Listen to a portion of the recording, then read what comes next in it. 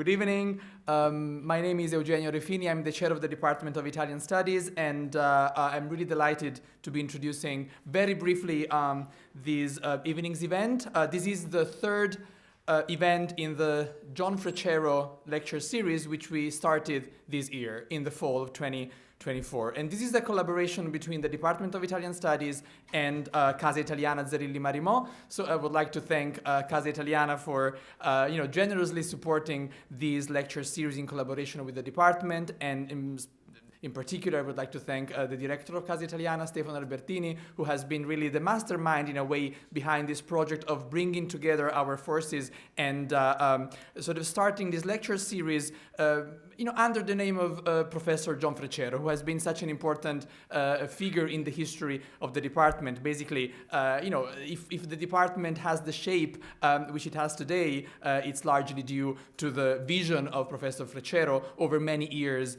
here at NYU. On the occasion of the first event last fall, when we had Penny Marcus from Yale to give the inaugural lecture, we also had a sort of initial part of the event covering some of the main moments in Professor Freccero's career, and I invite you to check it out on our YouTube channel. So I just would like to again thank Casa Italiana for doing this together. Another important acknowledgement for this event is the generous support which we received from Dr.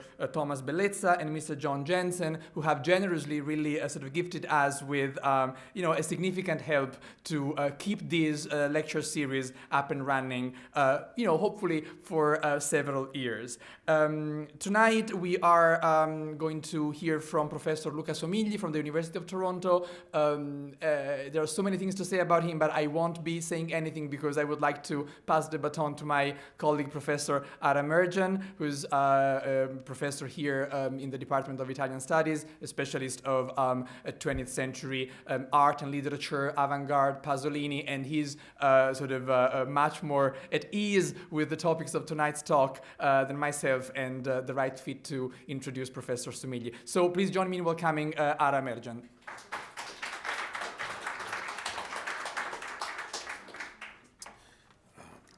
Thank you, everyone, for coming. We're thrilled to welcome our friend Luca Somigli, who is professor and Emilio Goggio Chair in Italian Studies at the University of Toronto. He received his PhD closer to us down here in comparative literature, actually from SUNY Stony Brook, and so can wax sentimental about the time spent in this area years ago. He hails from Firenze, where he received his laurea. And since his arrival at University of Toronto, in addition to mentoring and advising an entire generation of PhD students in Italian studies, he's the author and editor of several volumes, including Legitimizing the Artist, Manifesto Writing and European Modernism, 1885 to 1915, which came out with University of Toronto Press, and the editor with Mario Moroni, Italian Modernism, Italian Culture Between Decadentism and Avant-Garde. He's also contributed to Futurism, a Microhistory, as well as authored articles on the Italian neo-avant-guardia, on the Great War and the modernist imagination, and the contemporary afterlife of the Italian colonialist past. So today, under the aegis of the Freccero lecture series, he's going to be speaking to us about branding modernity, Marinetti, Futurism, and the invention of the avant-garde. So please join me in giving a warm welcome to Professor Luca Somigli.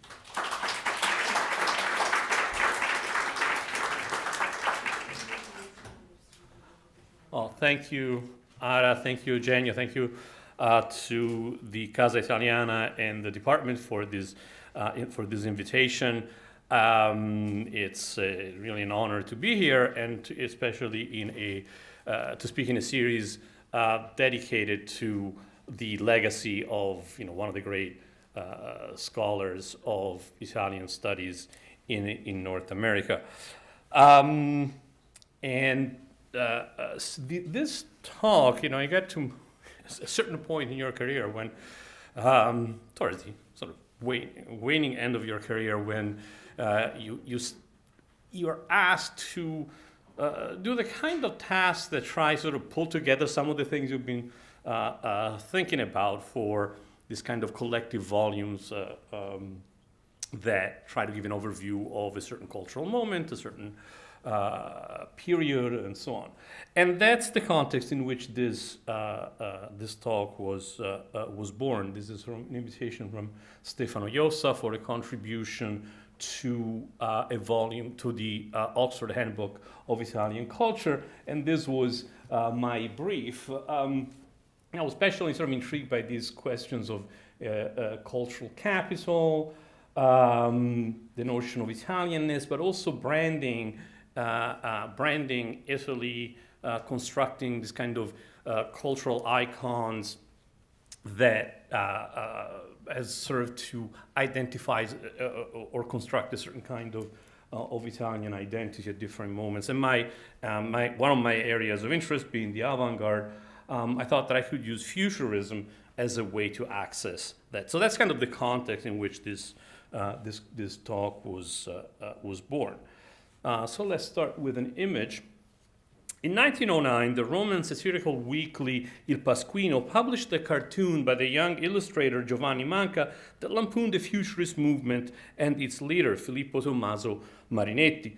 The cartoon is remarkable for a couple of reasons. First of all, for its timeliness, as it appeared mere months after the publication of the founding manifesto of Futurism. Second, and perhaps most important, it's remarkable for its sharp understanding of the potentially disruptive impact of Futurism upon what Pierre Bourdieu would call the field of cultural production. That is, the space in which cultural producers vie for cultural capital and the strategies through which they pursue that struggle.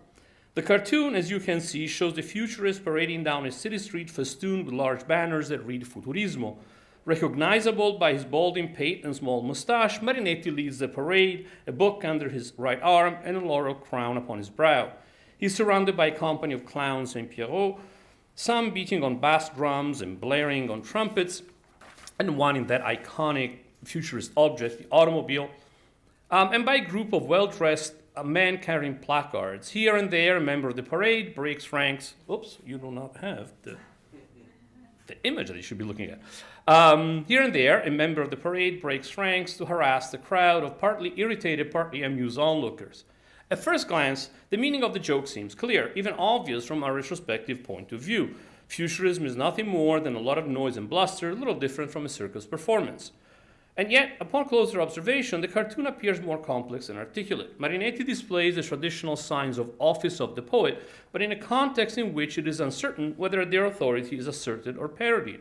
The clown and pierrot figures are also profoundly ambiguous as they tap into an iconographic and literary tradition foregrounding the problematic proximity of the modern artist and the entertainer that on the one hand reaches way back to symbolism and on the other is coherent with the reflection of other figures of the emerging contemporary avant-garde, not least, for instance, the soon-to-be futurist poet Aldo Palazzeschi, who in Chi sono famously described himself as the saltimbanco dell'anima mia. Furthermore, the staging of the scene is also significant. With their parade, the futurists encounter their audience not in a space traditionally devoted to the display of art in its various manifestations, the theater, the gallery, the museum, but on a public street, where this encounter is governed by new strategies and rules that include breaching the space, separating the work of art from the spectator, and physically engaging with them, with kicks and punches if needed. For all its lightness and humor, then, the cartoon provides a remarkably accurate snapshot, translated into striking visual terms, of the contradictions of the young futurist movement, poised at the intersection of different and even conflicting notions regarding art, the artist, and their relation to their audience in modernity. Over the next half hour or so, I would like to discuss how, by fits and starts, and in a not entirely planned or coherent fashion, the futurist movement emerged at the beginning of the 20th century to produce a new form of engagement between art and its audience with far-reaching consequences for Western culture as a whole. In the first part, I will consider Marinetti's trajectory from his symbolist roots to the theorization of words in freedom to hopefully understand how the development of the revolutionary poetics went hand in hand with the renegotiation of how art operates in modernity. In the second part, I will look at the wide-ranging influence that the new rules of engagement between artists and audiences fostered by Futurism had on the formation of the avant-garde as a European phenomenon, taking as a case study the pre-war literary and artistic milieu of London. For the first part of my reading, my reading will be oriented by two theoretical models, two sort of classics. The first is provided by Frederick Jameson's definition of the much debated critical category of modernism in a singular modernity. Jameson argues that, contra the most common approaches to the term, modernism should be understood as neither a poetics nor a period, but rather as a situation, more precisely a situation of incomplete modernization, in which the world is organized around two distinct temporalities, that of the new industrial big city and that of the peasant countryside. These two distinct temporalities can be thought of also in economic and political terms as the overlap of a rising capitalist economy and a waning feudal system, still quite perceivable in Italy, especially in the south, where it provided material for some of the masterpieces of Verismo. Think, for instance, of Verga's short story La Roba. The second theoretical framework is provided by the notion of avant-garde proposed by Peter Bürger in his fundamental theory of the avant-garde. For Bürger, what distinguishes the avant-garde from previous forms of cultural production is its radical critique not of specific poetics or schools, but rather of art as an institution, that is, the apparatus of production and distribution that prevailed at the turn of the century, based on the notion of the autonomy of the aesthetic. As Bürger famously put it, the aim of the avant-garde protest is to, quote, reintegrate art into the praxis of life after the effective separation of the two spheres produced by aestheticism.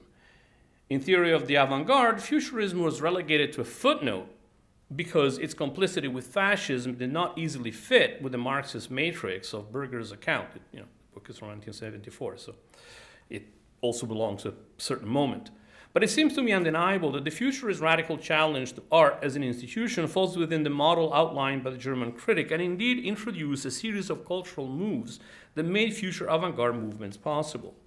What these two models have in common is that they both emphasize, in different but complementary ways, the transitional nature of the cultural production at the turn of the century. The avant-garde, as understood by Bürger, is an attempt to reckon with the loss of authority and effectiveness of art and the artist as a result of the withdrawal of the aesthetic from an engagement with the praxis of life. That is, at first, with aestheticism a defense mechanism from the subjection of art to the rules of the marketplace.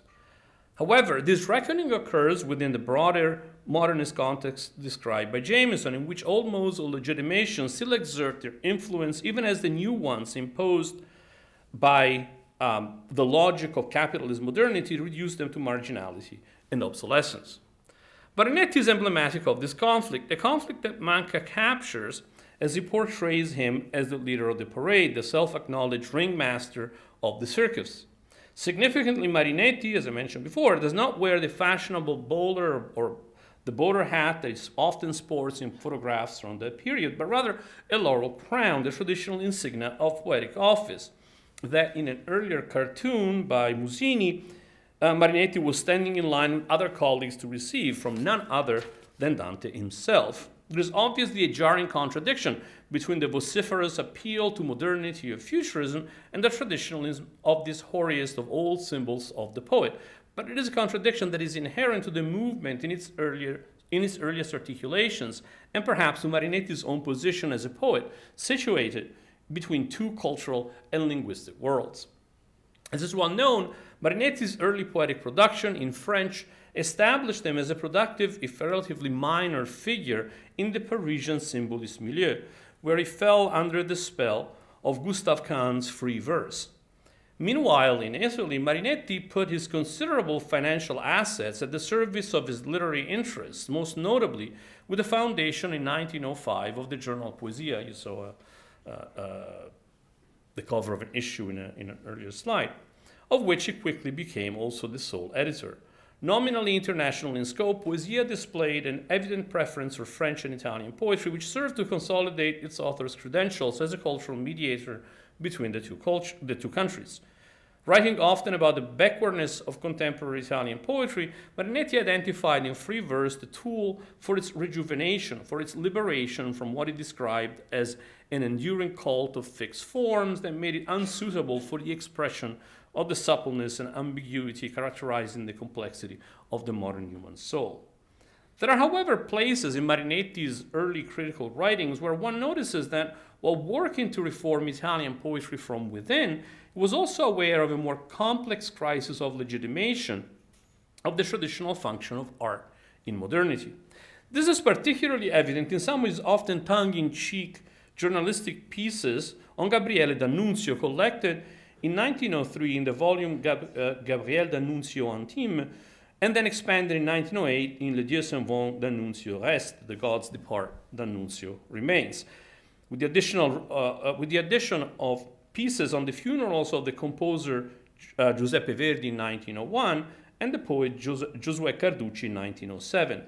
The title of the new volume is suggestive of a generational shift that must be accompanied by a rearticulation of the public role of the intellectual and the artist. Verdi and Carducci are the last two cultural heroes of the epos of the Risorgimento, endowed by the historical circumstances in which they operated and by the strength of their works with a guiding role for the nation to come, of which they were supposed to express the ambitions and aspirations. Their role seems no longer accessible to the poets and artists of the younger generation, who must renegotiate their mission in a new context in which other actors, politicians in particular, can claim to represent the new nation. This perceived crisis of the mission of intellectuals permeates much of the turn of the century critical debate and is indeed at the root of the interpretation of the culture of the period in terms of decadence, perhaps most famously expressed by Benedetto Croce in places like the essay famous on a characteristic of the most recent Italian literature, where he kind of stares into every one of the all the major figures of the post-Carducci generation. In À demain les barricades, one of the pieces in Le Dieu s'en vont, Marinetti lucidly criticizes D'Annunzio for his faith that the poetic work could bridge the gap between aesthetics and politics and return art to play a role in shaping the social life of the nation. Discussing the failure of the play La Gloria, about which D'Annunzio had supposedly prophesied that its performance would provoke a revolution. Tomorrow they will throw up barricades, he said, according to Marinetti's report. In contrast to this, Marinetti notes that D'Annunzio's colossal error, Marinetti's words, was his belief that quote, he could endow his literature with the political dimension when all he ended up doing was endow his own existence with a literary dimension, end of quote. Caught at the intersection of two different modes of legitimation, in a modernist situation in the Jamesonian sense, where one mode is waxing and the other is waning, D'Annunzio fails to see the unviability of the mode of which the Risorgimento gods represent the last instance, and far from endowing his literary work with an impact on the lived experience of his audience, he ends up turning his own aspirations into a literary exercise.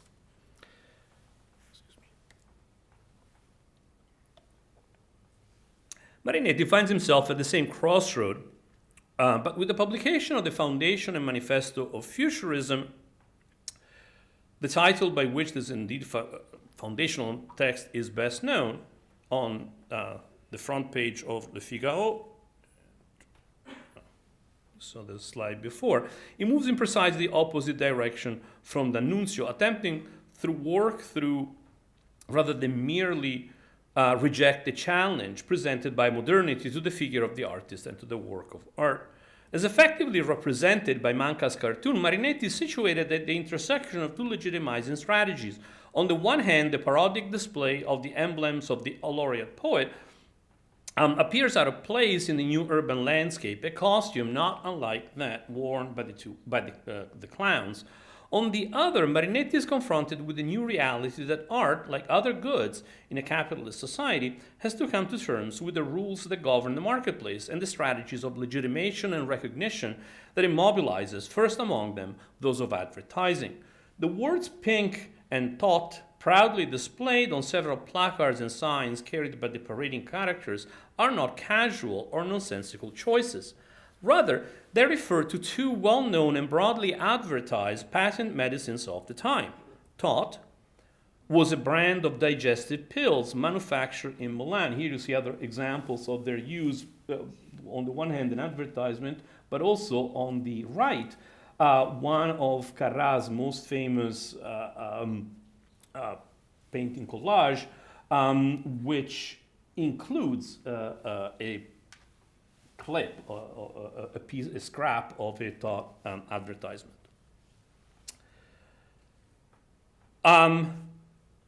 So that's for thought. As for pink, Dr. Williams' pink pills for pale people was a tonic distributed by Canadian entrepreneur. This is the Canadian, the obligatory Canadian portion of the talk. Was a tonic distributed by Canadian entrepreneur George T. Fulford, which was the object of an aggressive international publicity campaign that made his product a ubiquitous presence in contemporary cityscapes from New York to Milan to Shanghai, and made pink a synonym for modern advertising. While, as we will see in a moment, Marinetti cannot entirely set aside the notion that the work of art is endowed with some kind of auratic quality that distinguishes it from other manufactured objects, he also fully embraces the strategies that characterize the modern marketplace for the accumulation of the cultural capital needed to situate the new movement and its works within the field of cultural production. In this sense, the founding Manifesto is very much a transitional text. Like many D'Annunzian characters, think you may be doing any work on D'Annunzio, may, for instance, think of Cantelmo, the protagonist of The Virgins of the Rocks. Like many D'Annunzian characters, the futurists are confronted with what they perceive as a decayed present, but their answer is not a voluntaristic attempt to turn back the clock of history to an unrealizable aristocratic past, but rather to plunge fully into modernity. This process is not without contradictions. The enthusiastic embrace of modernity in its most evident and perhaps superficial expressions, the pulsating nightly ardor of arsenals and shipyards, the broad-breasted locomotives chomping on their wheels like enormous steel horses, etc., is juxtaposed to passages that evoke, if in negative terms, tropes and figures drawn from the symbolist and decadent imaginary in which Marinetti's poetry had formed, the dilapidated palaces over which Marinetti and his companions soar, the cruel queen whose love is rejected, etc. This ambiguity stands out most plainly in one of the best-known passages of the text, point 4 of the programmatic section of the Manifesto, that reads, quote, "We believe that this wonderful world has been further enriched by a new beauty, the beauty of speed. A racing car, its bonnet decked with exhaust pipes like serpents with galvanic breath. A roaring motor car which seems to race on like machine gun fire is more beautiful than the winged victory of Samothrace." Two cultural icons are juxtaposed here. On the one hand, the victory of Samothrace, which since the recovery of its remains in the second half of the 19th century and its display in the Louvre in a dominant position at the top of the main staircase, had become a symbol of classical beauty. On the other, an automobile, a symbol of technological modernity, and shortly thereafter, of mass production. Indeed, Henry Ford's Model T, which you see here, which is considered the first mass-produced automobile, preceded the publication of the first manifesto by a mere 5 months, having been first unveiled on the 1st of October 1908. However, different though, the two objects are brought together here under the rubric of the aesthetic, as the racing car simply adds another form of aesthetic pleasure, of beauty to be precise, to that already provided by traditional art. Indeed, it is specifically on aesthetic grounds that the automobile surpasses the victory of Samothrace. It is, quite simply, more beautiful. So that the radical transformation in the relationship between individual and the world that would be explored in later manifestos can be contained and managed. There are, however, other passages in the founding manifesto that suggest a more nuanced and complex understanding of the precarious position of art in modernity. In particular, the third section, in which Marinetti famously calls for the destructions of museums and libraries as repositories of the past that overshadows and stifles present creativity, that section ends with the vivid image of the futurists warming themselves by, quote, the flickering flames of our present-day books, and waiting to be replaced by the next wave of artistic innovators. Here, what is called into question is the very aura of the work of art, its enduring and timeless quality. The futurist provocative gesture in the fictional account that frames the program of the movement, if not necessarily in its actual practice, they weren't quite replaced, they went on. That provocative gesture places the work of art in the same category as the technological objects celebrated in the manifesto, subject to obsolescence and to replacement by better and more advanced models. The machine is no longer subsumed under a traditional notion of aesthetic value, as in the comparison with the victory of Samothrace, but in fact, it negates that tradition and imposes upon art its own system of values. As Marinetti clarified in Une réunion nos maîtres les symbolistes, if you forgive the still poor French in spite of all the time spent in Canada, we renounce our symbolist master, the last of all lovers of the moon. Quote, instead of the concept of the immortal, the imperishable in art, we propose that of continuous becoming, the evanescent, the transitory, and the ephemeral. The death of the aura is here celebrated as an opportunity to immerse the work of art in the flux of life so that the work of art becomes a tool to learn to inhabit the new world fostered by technological modernity. As the movement developed its aesthetics, first in the figurative arts, then in literature, it began to posit revolution in the relationship between work of art and spectator, with the latter no longer in a posture of passive reception, but rather positioned at the center of the picture, to quote a famous line from the technical manifesto of futurist painting. Motion and dynamism radically changed perception, and the futurist work of art now aims at exploring and giving form to this new way of relating to the world. In this new phase, then, futurism casts itself no longer as merely a new aesthetics, a new type of beauty, but rather as an anthropological revolution produced by the transformations wrought by modernity on the relationship between human beings and the world. In this context, the choice of the manifesto as a genre is significant.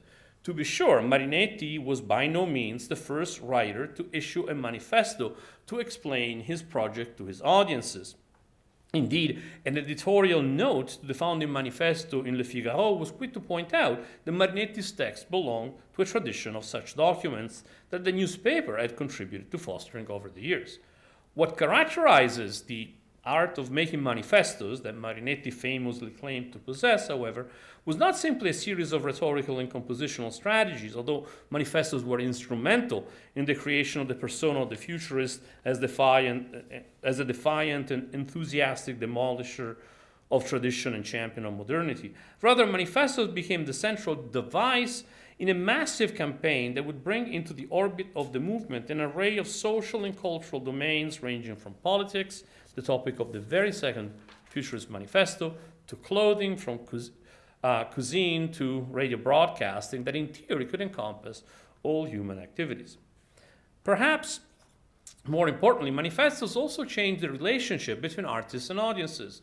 Like the figures in Manca's cartoon that break ranks and cross the boundary between the parade and the spectators, grabbing them by the collar or kicking their behind, manifestos cannot be contained in the size traditionally assigned to the fruition of art, but rather encounter their audience and demand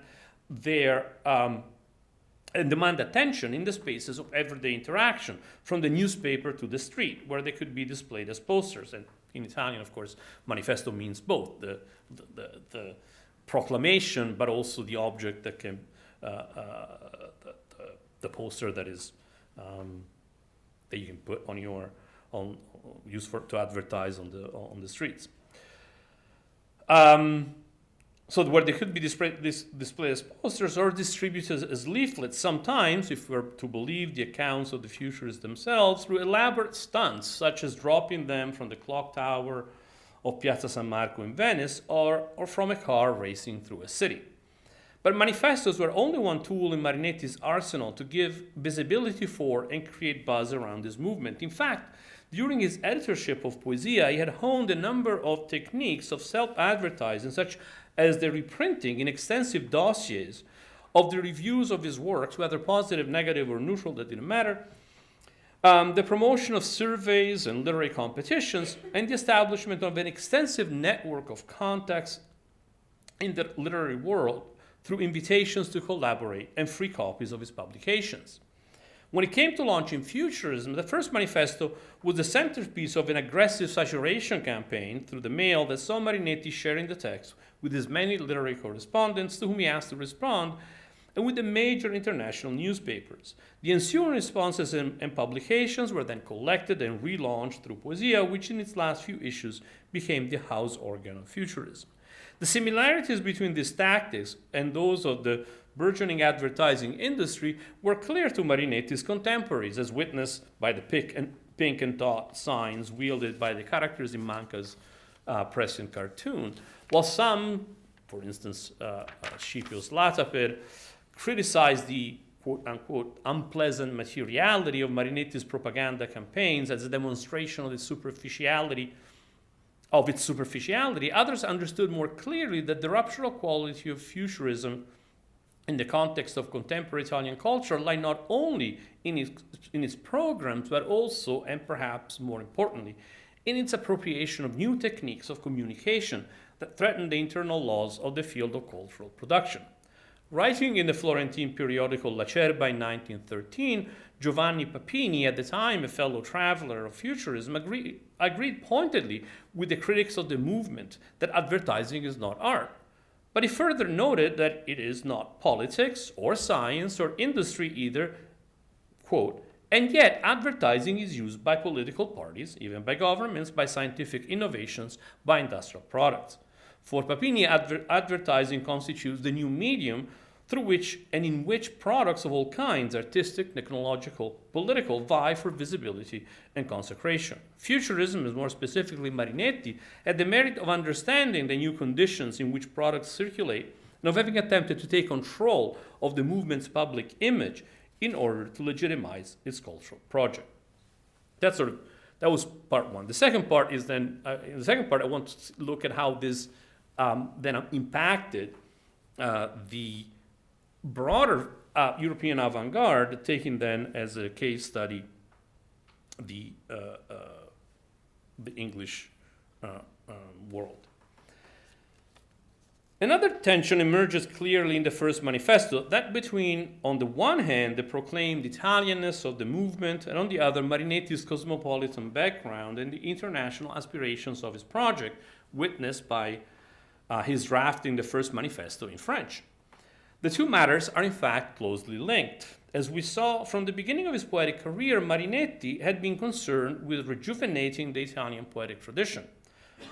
While initially he, like so many of his contemporaries, looked to France for models of literary and artistic modernity, with the creation of Futurism, in a sense, overturned the terms of the question.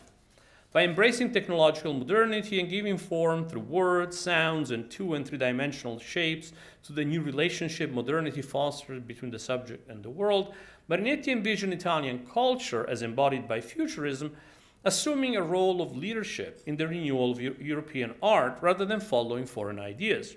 In this way, Marinetti managed to join together his nationalist politics, which he began to articulate more clearly precisely on the eve of the foundation of Futurism, with a cosmopolitan vision of the world of art that was ingrained in his personal background and artistic apprenticeship.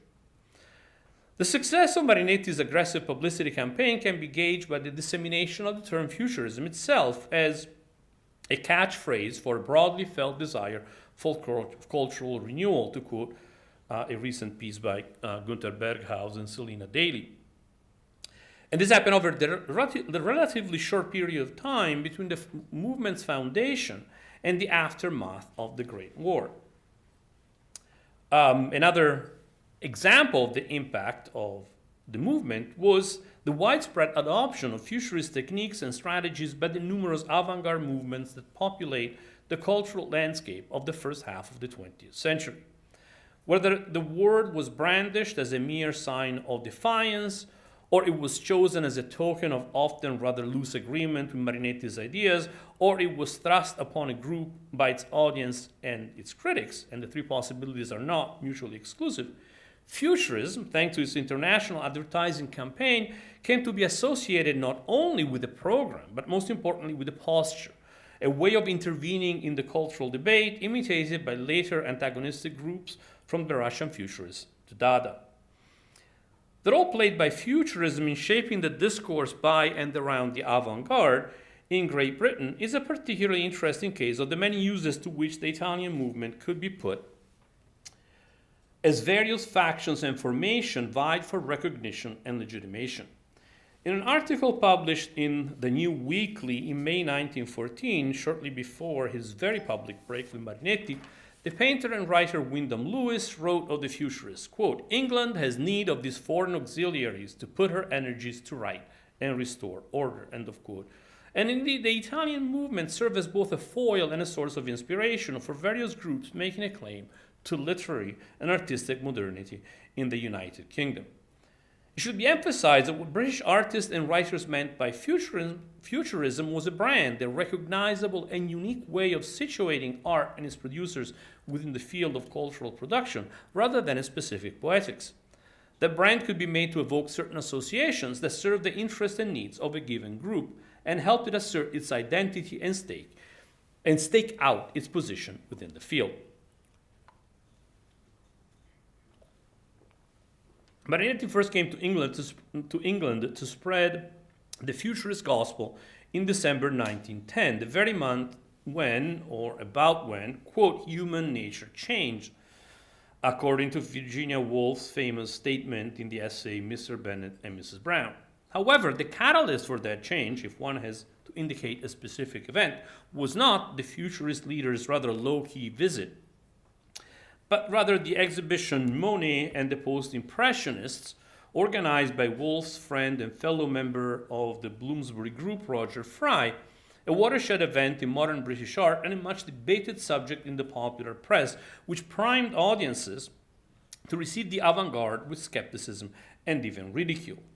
On the contrary, Marinetti's short foray, which consisted in a speech at the Lyceum Club, a women's club in London, went almost unnoticed, and until very recently, its only known account was a short report attributed to Margaret Wynne Nevinson, a leader in the suffragette movement, in The Vote, the journal of the Women's Freedom League, but did not even provide sufficient information to identify when exactly the event took place. So this 1910 visit was not exactly a success.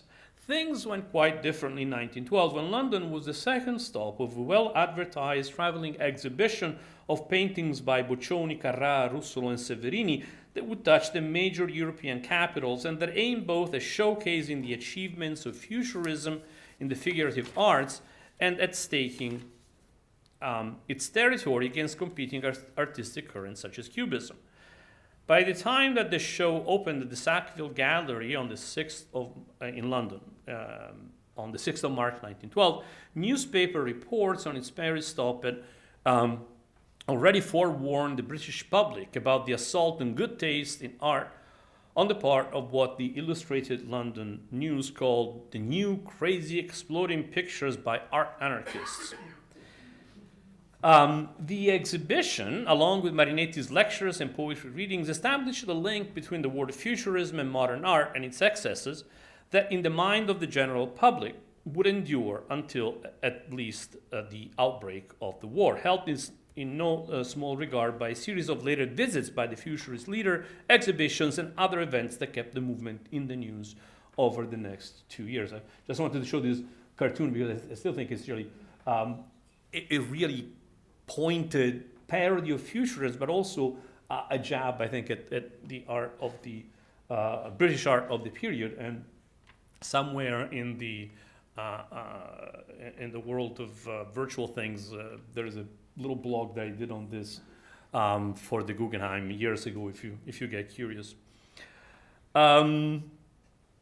As William Wees noted, by 1914, futurism, quote, was a fad, and futurists became favorite appellation for anything new in art.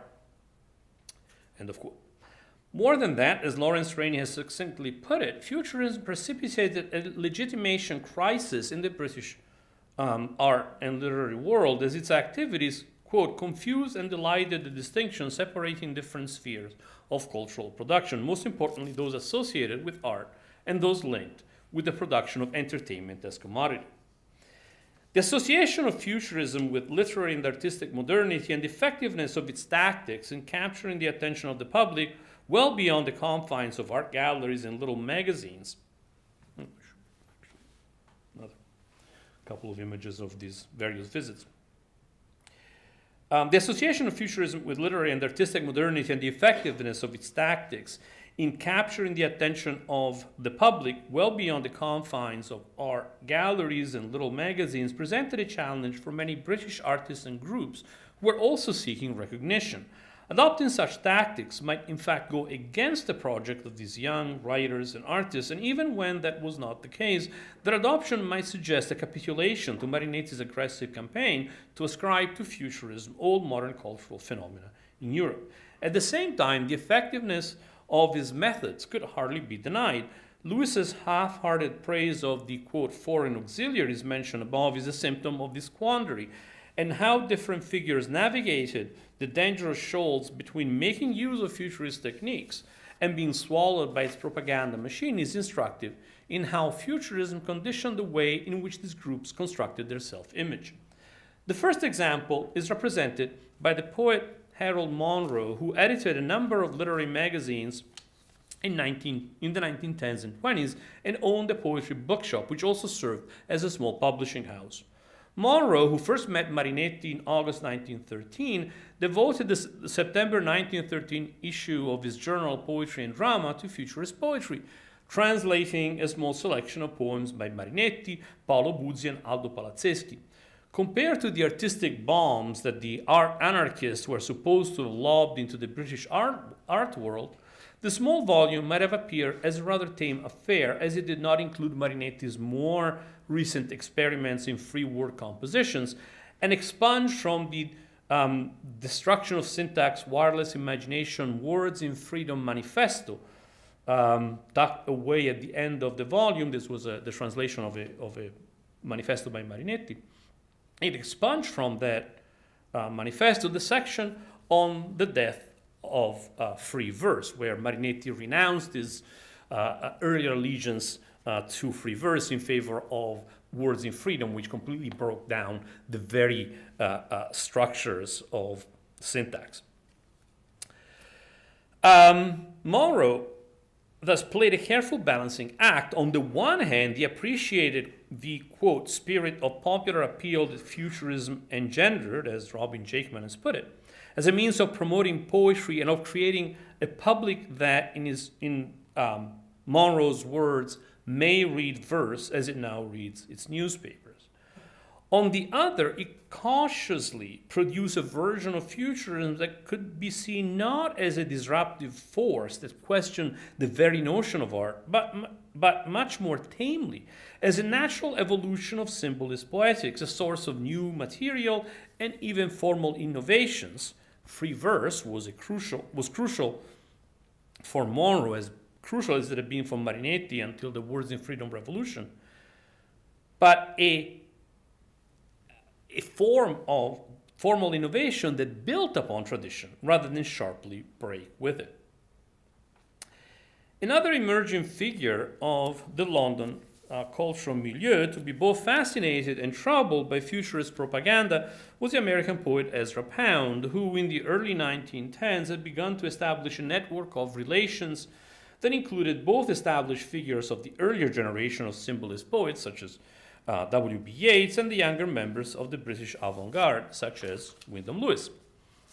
Pound quickly saw the usefulness of creating a movement that could serve to bring together like-minded writers and to establish them in the eye of the public. Starting in the late spring or summer of 1912, or early summer of 1912, he began dropping hints about the existence of a poetic group called Les Imagistes, with a French flourish that was also a nod at the various artistic movements that London received from or via France. However, Pound's poetic project was founded on precisely the distinctions between art and commodity and between artist and audience that Futurism had called into question and had attempted to blur.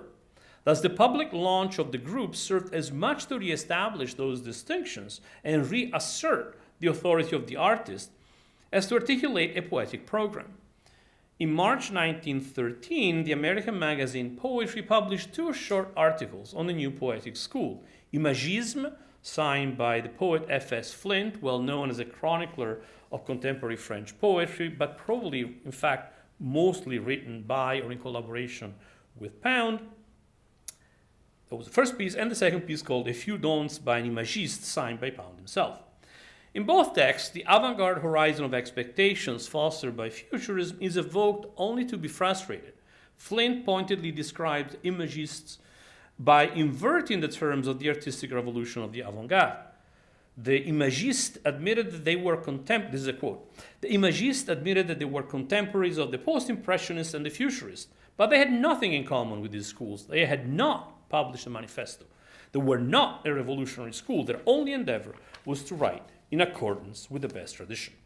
Likewise, if the futurist in particular has sought to breach the space between artist and audience, producer and consumer by stepping into the street, haranguing and provoking their public, but also entrusting it with the responsibility of producing meaning in its interaction with the artist and the work of art, the Imagists aimed at reestablishing a hierarchical relationship with their readers.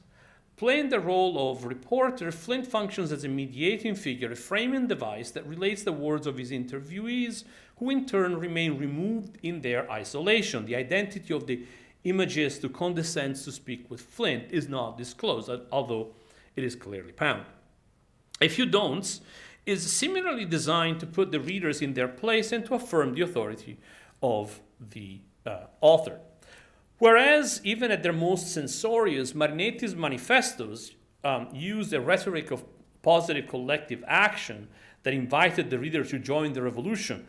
For example, we have to destroy syntax, we have to get rid of adjectives, abolish punctuations as well.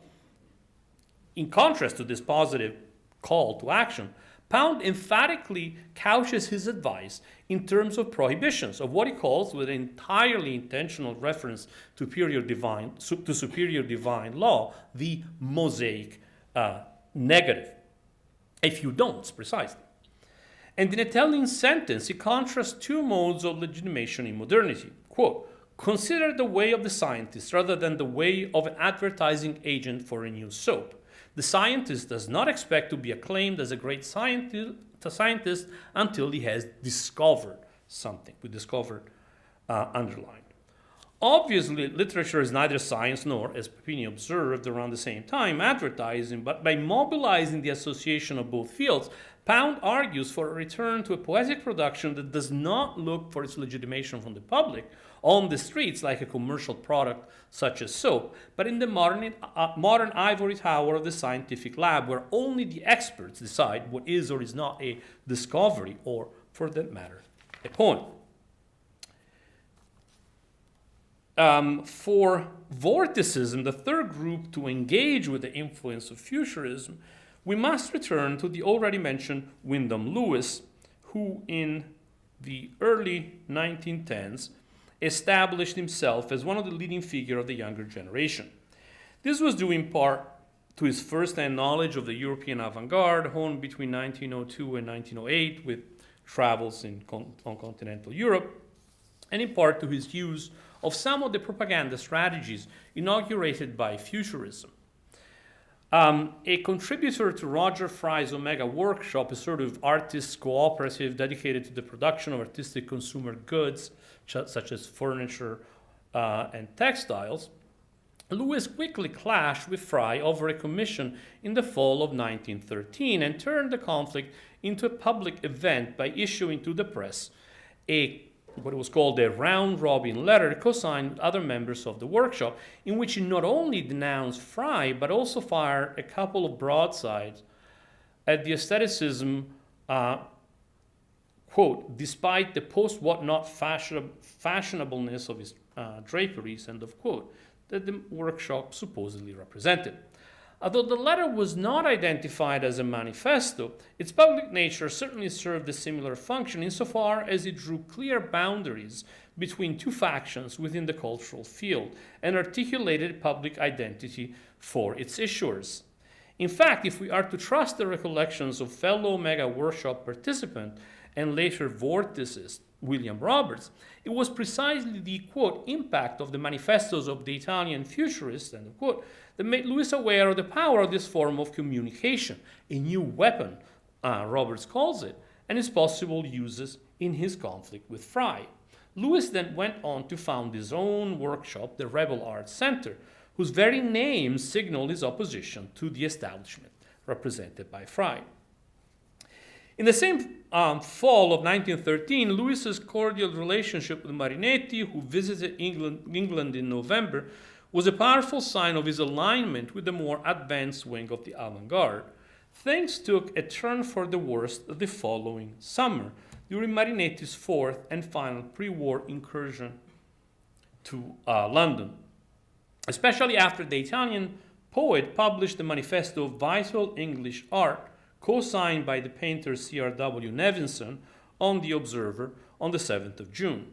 What caused a rupture between Marinetti and his rather recalcitrant British allies was the fact that he and Nevinson used Rebel Arts Center stationery without Lewis's permission and phrased their call to arms to several British avant-garde artists, name by name. You can see that, I think. In terms that might suggest that these artists identified as futurists. The retribution of Lewis and his associates was swift, but predictably followed the rules of engagement established by Futurism. The raucous public disruption of their opponents' activities, in this case an evening of futurist readings and noise-tuner performances at the Doré Gallery, and the issuing of counter-manifestos. Even Blast, an avant-garde magazine under Lewis's editorship, was recruited for the battle. When first advertised in The Egoist in April 1914, before the break, Blast was described as dedicated somewhat generically to the discussion of Cubism, Futurism, Imagism, and all vital forms of modern art. By the time its first issue appeared, on July 1st, after the break, it had become the organ of a new movement called Vorticism. Lewis used the new journal to define Vorticism in contrastive opposition to Marinetti's Futurism, which is scathingly dubbed automobilism, arguing that its enthusiasm for technology was the result of Italy's backwardness in industrial development in comparison to England. However, the extent of Lewis's debt to the Italian movement was on display throughout the volume, from the use of large block letters on the cover and in the programmatic text that closely recalls similar futurist typographic experiments, to the attributions of blasts and blesses to various figures and aspects of contemporary cultures in a manifesto that, as several critics have remarked, was closely patterned after Guillaume Apollinaire's 1913 L'Antitradition Futuriste. The insistence on various aspects of British culture in this manifesto, for instance, blast first from politeness England, bless England, industrial island, machine, pyramid workshop. These elements serve to underline the supposedly autochthonous nature of Vorticism. However, in order to assert its autonomy, Vorticism used precisely the techniques developed by Futurism, thus confirming the normative power of the avant-garde paradigm produced by the Italian movement. And finally, the conclusion. Chacun son futurisme, we might say, considering the very different ways in which the Italian movement could be taken as a catalyst for change within an otherwise rather circumscribed cultural milieu, such as that of the United Kingdom on the eve of the Great War. And yet, this is precisely what set Futurism apart from other influential and prominent cultural formations of the period. For a brief but important moment, it became the brand name of cultural modernity, a way of situating oneself within the field of cultural production that other artists throughout Europe could adopt, challenge, or reject, but that they could not ignore. Thank you for your attention. Here are the futurists themselves.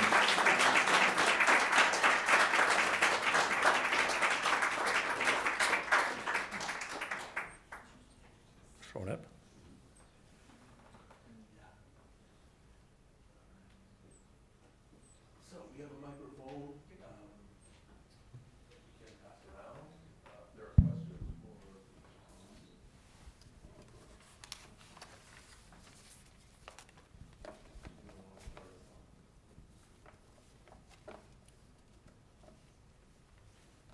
Did I've answered all the questions, or I've thoroughly confused everybody? That's one or the other.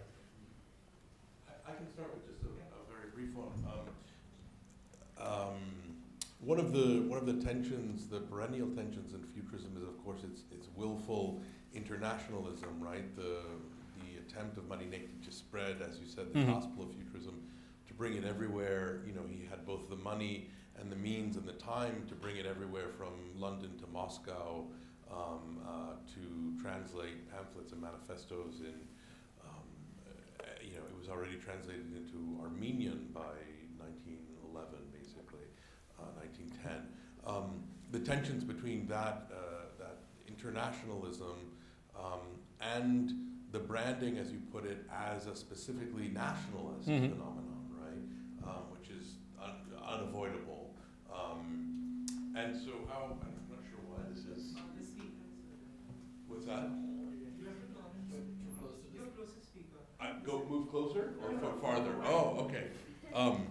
So yeah, if you could just talk maybe a little bit about kind of the role of nationalism in this concept of branding, especially considering the century that unfolded in terms of how other Italian avant-gardes or phenomenon have sort of either branded themselves or been branded as typically Italian, right? Everything from design to neorealism to arte povera.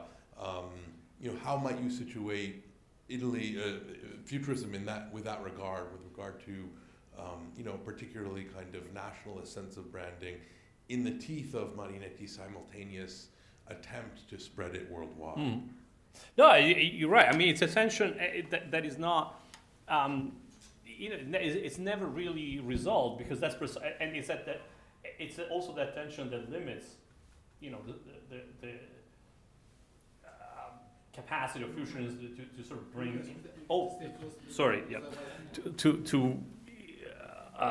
To bring into the fold, different groups, and there is a tension between the desire to turn futurism into this, if the articulation of, as I was saying, a way of living in modernity that can work beyond the confines of Italy, and the simultaneous tension to assert the Italianness of the movement. And that that is very much a product of that time, right? It's a product of a context in which, on the one hand, you have the movement of products, for instance, the beginning of really the kind of a world market, and at the same time, the growth of nationalism that leads to World War I and then World War II. And I think you can also. And in some ways, I think that moment, it's 5 years. It's quite remarkable. In those 5 years between the foundation of futurism and its kind of its spread in many ways through Marinetti's own sort of force of will and money. And that's not something that you see with any of the other avant-garde movements. I was thinking about. I went to see the Orphism. Really great Orphism exhibit, and that's you don't, even though it is a movement with that brings together remarkable figures, but there isn't that kind of proselytizing behind it, right? So in those 5 years, it's quite remarkable that really Marinetti manages to turn futurism into this label for modernity, in many ways thanks to the media, by just getting the word around, so that futurism was labeling something. Futurism was a way to, it was shorthand for in some ways for those nutty revolutionaries who can't draw really decent pictures, but so it had, but that was the effectiveness of I think of that strategy, that regardless it associated the word futurism with artistic modernity, regardless of whether it was applied correctly or not. And then after the war, I mean, a lot of stuff happens after the war, but Marinetti's increasing concern with politics, with specifically the Italian context, then kind of tips the balance, and then futurism becomes an Italian phenomenon, a phenomenon that has to make its own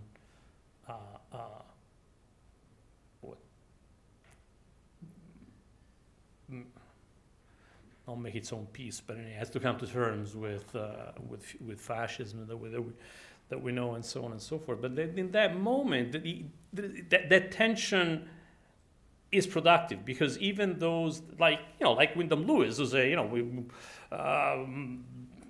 we like these auxiliaries, and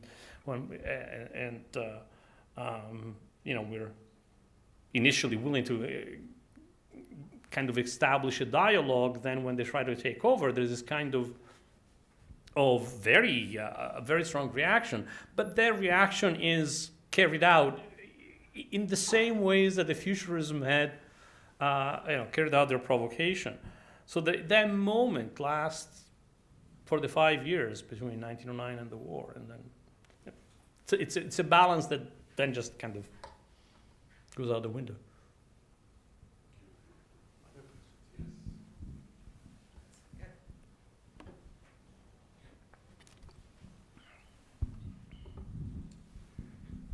Thank you for the great presentation. Thank you. Thank you. You touched upon futurists doing advertising, and I'm thinking about the great work that Fortunato De Pero, for example, did for Campari in terms of sculptures and paintings, and it's hard to imagine. And when you see these pieces, you perceive them today as works of art, not necessarily as advertising, at least I think. But it's hard to imagine anything that is produced today in 100 years that they would be considered works of art, such as pieces like the ones of De Pero that did for Campari and everything. So can you talk a little bit more about this subject and how they perceived, the futurists perceived this kind of work at the time when they were working on these, and the relationship between the commercial work and the fine art work? Yeah. No, I mean, it's in many ways the futurists were building on a tradition that was already there, right? Already in the 19th century, there's cross-fertilization between advertising and the figurative arts, with figures like Mucha or Toulouse-Lautrec.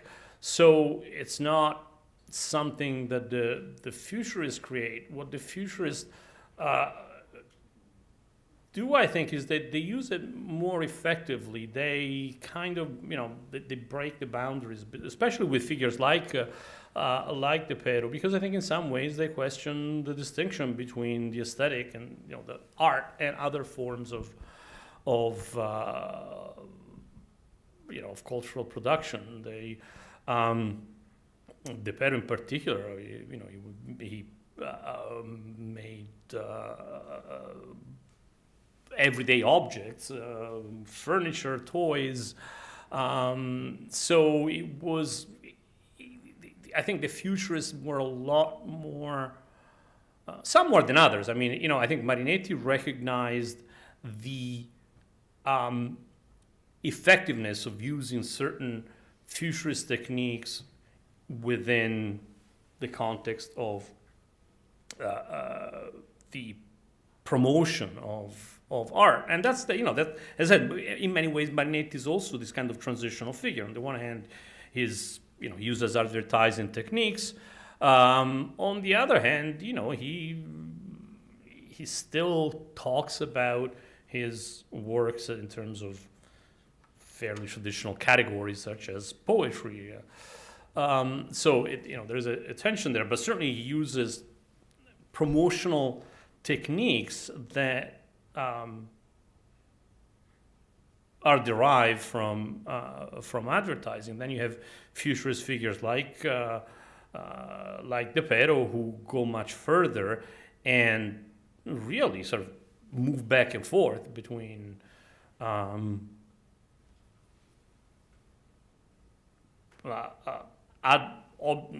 works that have a specific advertising function, like the Crodino advertisement, and works that are that do not have that immediate function, and objects that don't quite fall neatly in any traditional artistic category, like toys and furniture.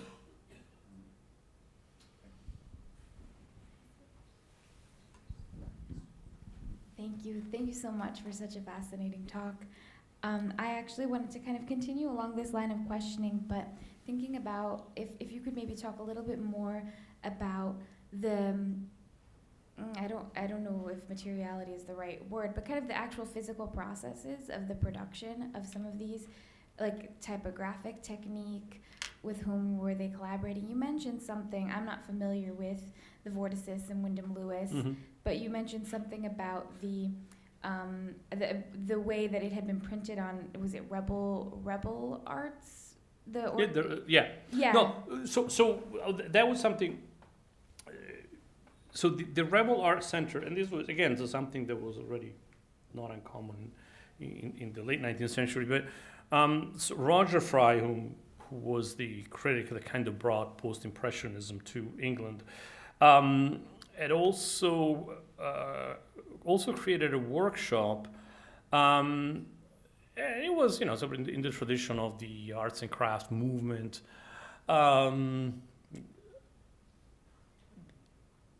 That produced these, artistic object for artistic, furniture and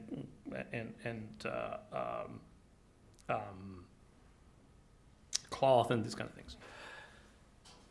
And then he had Lewis' work for the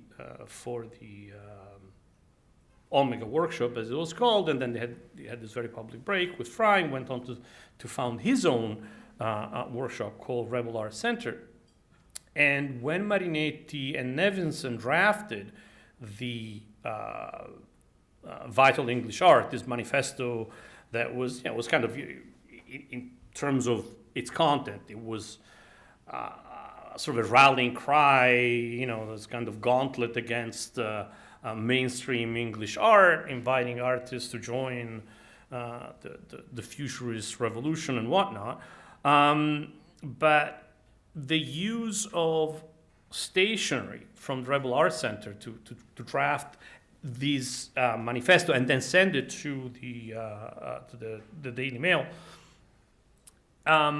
plus language that seemed to suggest that it wasn't just a call to arms, but that the artists that that were mentioned, like Lewis, Jacob Epstein, Roberts, and so on, that somehow they were members of, or that they accepted Marinetti's leadership. That's what led to this further rupture between the group around the Rebel Art Center and Marinetti.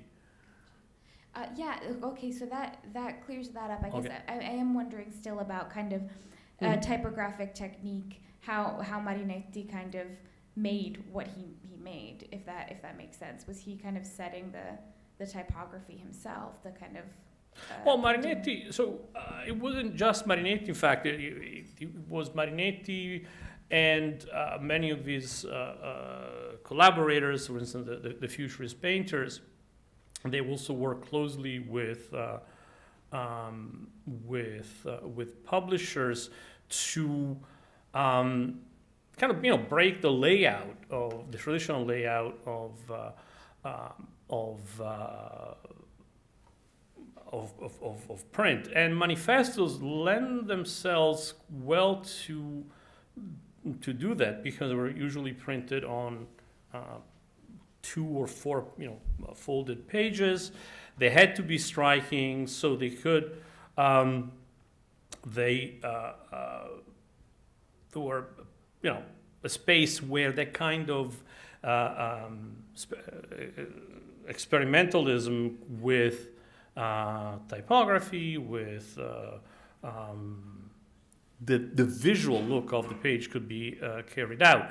That also happened in some of the avant-garde magazines of the time. For instance, La Cerba, probably the best known of the little magazines associated with Futurism, was another space where that kind of experimentation could be carried out. So when Lewis then launches Blast and clearly, derives some of the typographic ideas, some of the text, or the whole, the notion of setting up this manifesto around positive and negative items. That too is a way of adopting a technique that Marinetti and the Futurists had used quite effectively to assert their own identity. So again, it's it's a way that assertion of your identity goes through the very techniques of the group that you're trying to reject. I would like to ask something quick. Sure. Thank you, Luca. It was really fascinating. And I was struck by many of the materials you were presenting and the images. Some of them were extremely powerful, some of them very funny. And I was struck in particular by the one with Carducci, Verdi, and D'Annunzio, because I don't know the text which you were talking about. So the question might be sort of, preposterous. But anyway, what is interesting is that there's a very ironic component there, because you have, of course, the gods who are going because, they're dead by 1909, right? Yeah. And then you have this other guy who's kind of staying. And it seems that the irony is double-sided. In a way, there's an ironic sort of distancing of the gods, but still they are gods and acknowledged as such. Yeah. And then you have this other allegedly more modern but also extremely problematic person and artist and poet and thinker and intellectual who's D'Annunzio. So I just wanted to ask you if you could kind of maybe expand a little bit on this tension there between the gods and this other person who thinks of himself almost as a god, right? And of course plays a different role within Marinetti's thinking at the point. No. I mean, the famous quote of Montale that, so the whole generation had to work through D'Annunzio, even if they rejected it.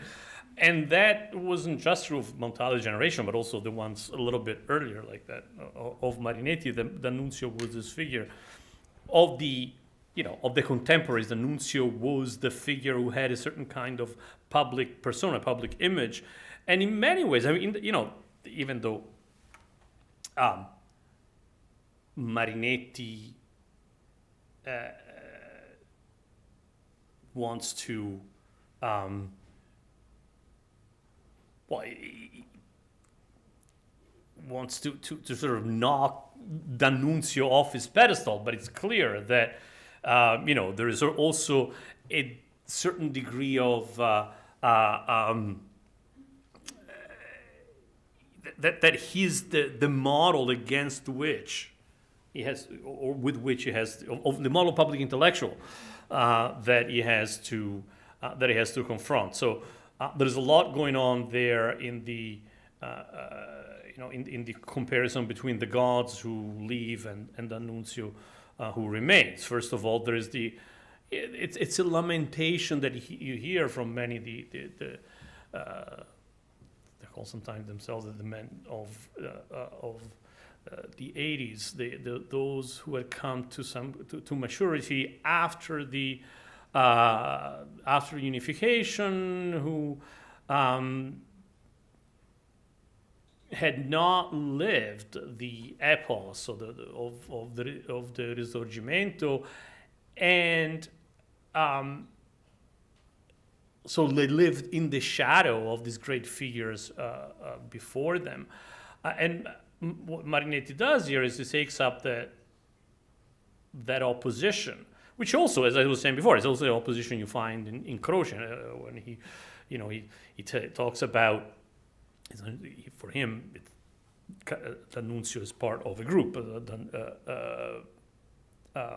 with Pascoli and good Lord, senilità strikes. I'm of an age. It will come to me. As the embodiment of this present, in which the virtues of the fathers of the nation have turned into vices, and so they're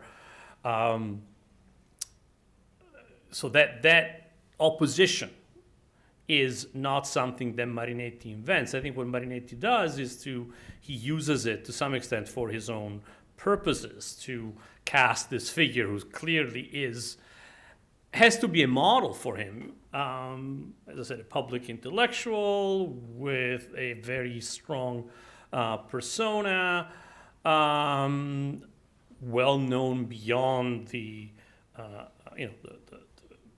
national boundaries, especially translated and very popular in France, which is Marinetti's other, cultural point of reference. So he's kind of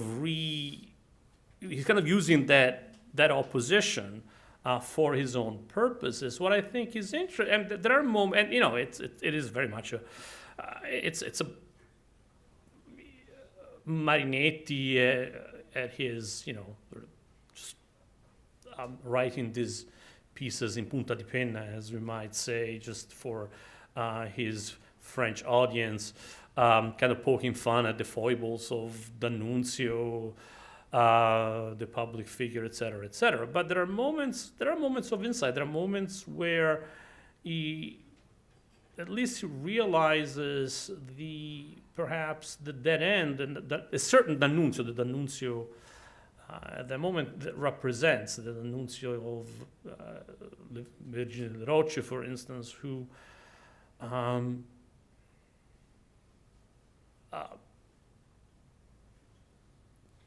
takes as his ideal for a vindication of the authority of the artist models that are completely unviable in modernity. And so those are the moments where I think Marinetti is interesting in his critique of D'Annunzio, because then D'Annunzio becomes what he also must suppress, perhaps in himself. It's not enough to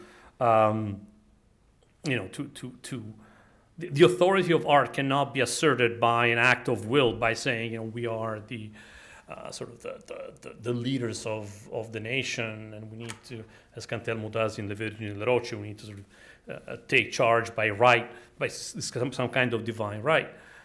Marinetti's argument that authority has to be constructed, and that construction goes through a very different forms of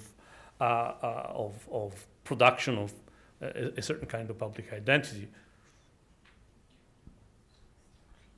Okay, I have a question. This one is a slightly different nature, though, because I was very struck by the image of the Nike of Samothrace there, or sorry, the Victory, rather, the Winged Victory, and then the car. Uh-huh. So, I mean, I'm thinking about Italy at the time, and I'm not sure exactly, but I do believe at that point Fiat and perhaps Alfa Romeo are producing vehicles in the early 20th century, So I'm curious if any part of Marinetti's obsession with the automobile is this sort of, symbol of the future, Mm-hmm. is was he, did he ever actually work with Fiat, for example? Or were there perhaps aspects of the design of maybe certain Italian automobiles that were futurist in nature from that period?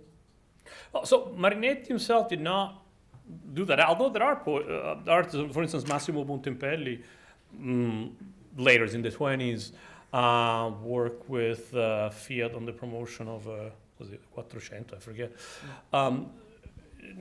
Actually, Marinetti had an interesting relationship with machines. In 1908, he famously, tried to drive and ended up in the ditch because he had, so two cyclists were going in the opposite direction. He didn't know which way to go to avoid them, and he ends up in a ditch. And this is actually a real event that was reported in the newspapers. But it's also, and this is the genius of Marinetti sometimes, he then takes that anecdote and turns it into this kind of foundational moment in the first manifesto. He actually recounts this episode in this kind of almost mythical terms. He talks about, so the ending in the ditch then becomes this moment of rebirth, is kind of born out of the machine. But he never drove again. Since he was independently wealthy, he had a chauffeur for the rest of his life. Nice job if you can get it. So, So for Marinetti, in many ways, the automobile is more a symbol of modernity, of what modernity brings. This kind of, new relationship between individuals and the world. You're on the car, and you, things. This is was said best by Boccioni and the Futurist painters in the manifestos of the two Manifesto Futurist Painting and the Technical Manifesto, where I talk about, I can't quote it because I can't, but something to the effect that if you see a passing car, this reproduction of the faces and of the so that you don't see an individual, but you see a sequence of individuals. Your perception, the way that you relate to the world, is transformed. So, so there's a fascination with machines as this kind of tools for estrangement. The same thing happens something similar happens in the technical manifesto of futurist writing, that where Marinetti recounts his experience on an airplane, which actually he wasn't the pilot. He went on an early flight in 1910 or thereabouts, so the airplane is he engages this kind of almost a dialogue with the airplane that teaches him this new way of looking at the world. So the machine, Marinetti was more interested in the effect of machines rather than in the specifics of a particular machine. So to go back to your questions. To your question, I couldn't be sure that at some point some futurists didn't, perhaps somebody here might know, didn't, let's say, contribute to the advertising campaigns of Fiat.